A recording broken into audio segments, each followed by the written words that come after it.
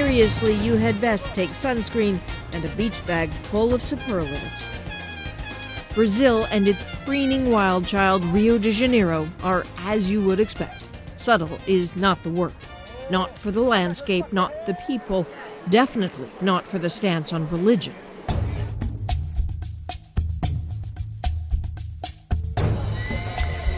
That Christ the Redeemer statue looming as large as the history of the Catholic Church here, the most populous Catholic nation on earth. So forgive the Vatican for thinking Brazilian loyalty was a lock, for having faith it always would be.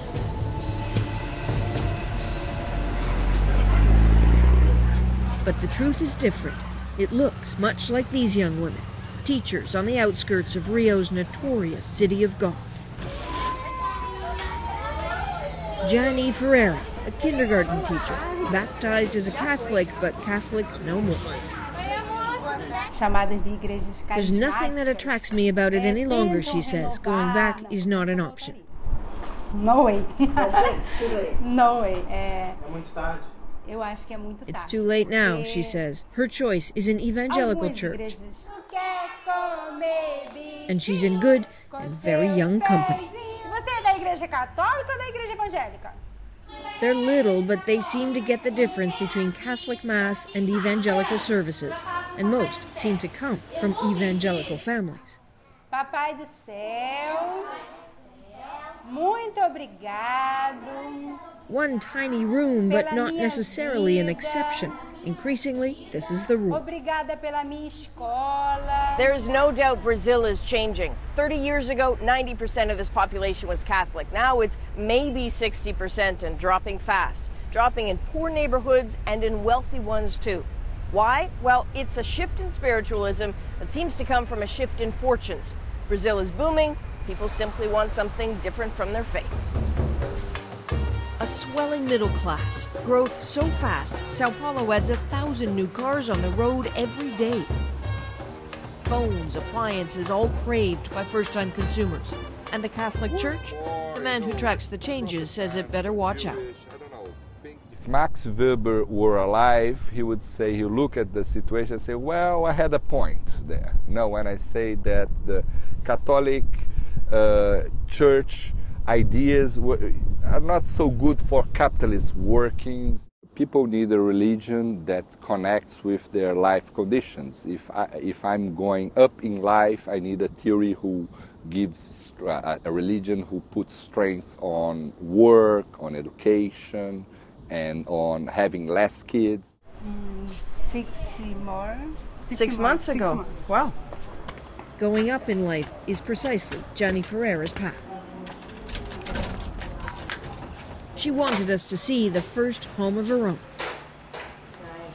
A refrigerator, a stove, a smartphone. All this from a woman who started working at the age of 4 picking cotton. What a shift. I feel like it's almost a dream come true. I went hungry. I've been working since I was 4, and today I've achieved my financial independence with a lot of hard work. And she's sure she made the right choice leaving the Catholic Church. Says it just didn't make her feel good. I was never fond of the Catholic Church's preaching the idea of suffering. Maybe that's why I identified myself so much with Protestantism. With Catholicism, whenever I achieved something, I'd have to sacrifice, and that wasn't good for me. Suffering and sacrifice. Certainly not what you hear in Brazil's evangelical churches. They're the ones benefiting the most from the Catholic flight. Among the largest, the World Church of the Power of God. Unabashedly, it holds theme days, effectively praying for prosperity.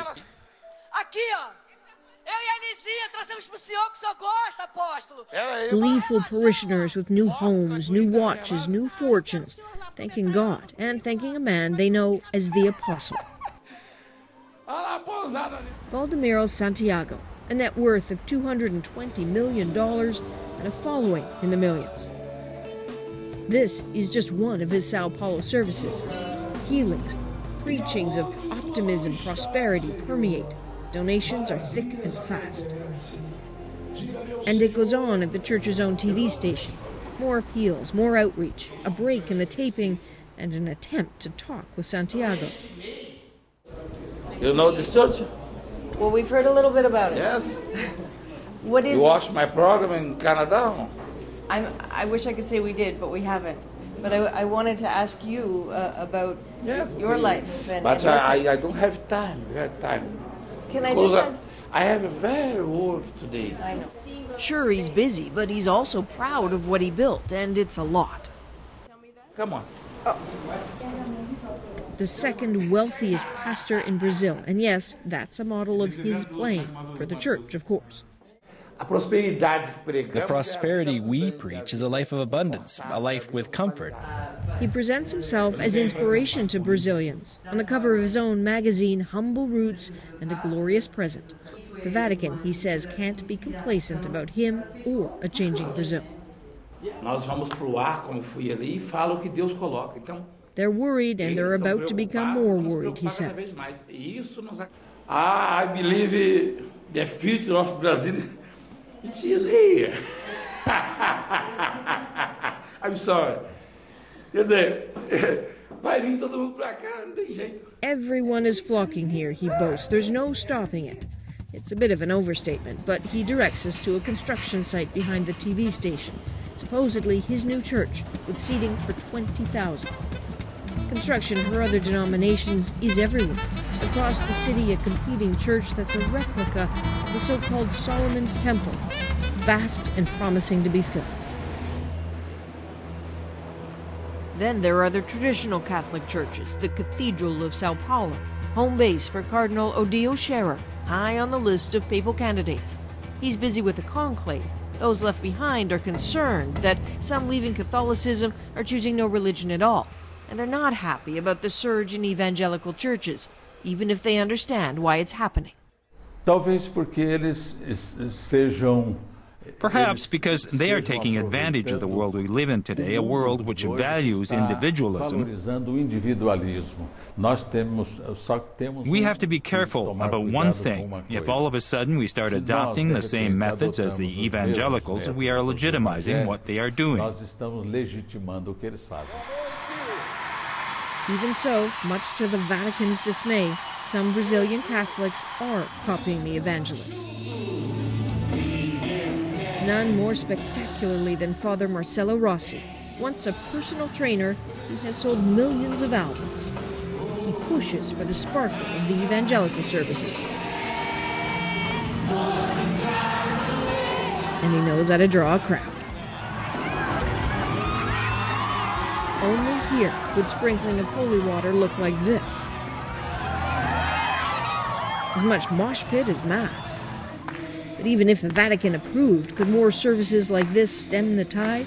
Marcello Neri doubts it. It's more like a defensive. He's stopping Catholics from leaving the Catholic Church, not attracting people from outside. It's more like a brake than an accelerator. What's changing in Brazil is changing at practically every level in this country. And if the Catholic Church used to have a strong connection with those amongst the most poor, then even there, the slip is clear. If you ask for all people that live in this place, they will say they can understand the Mass. This is one of the biggest problems. They can understand what the priests teach. A Presbyterian pastor offering a grim look at the Rio favela Jacarzinho, where the river is still filled with the bodies of drug dealers, just cut open and stuffed with rocks. He insists we see a place where bullet holes are fresh, cops on alert. Pay attention, he says, to the Protestant churches feeding people, connecting with them, creating a new normal. They give hope for people, okay, because for the evangelical church, poverty, there is no virtue in poverty. So they teach people to go, to work, to dream. This is one of the churches here? 4 months ago, he says walking these lanes was an invitation to be shot. Truth is, he still travels with local muscle. But thanks police and faith for the danger dwindling. He sees shifts strangers wouldn't notice. Small religious phrases and signs, open enthusiasm for something new. But Wouldn't it always have been like this in Brazil? I'm sorry? I mean, wouldn't that always have No, been it's the completely case? new in our history. This is a Protestant phenomenon. A Protestant phenomenon Yes, because only. people is converted and he decide to express their faith in the most different kind of ways. It's a plurality of choice that's changing Brazil, changing the economy and the soul. Nowhere is that clearer or louder than the streets outside the city of God. This is Jane Ferreira's small evangelical church. Its service drowned out by the out-of-tune strains of another denomination across the narrow road. A cacophony of faith. This seems the new Brazil, far from the one the Vatican knew, and possibly far from the one the Vatican wants. Adrienne Arsenault, CBC News, Rio de Janeiro.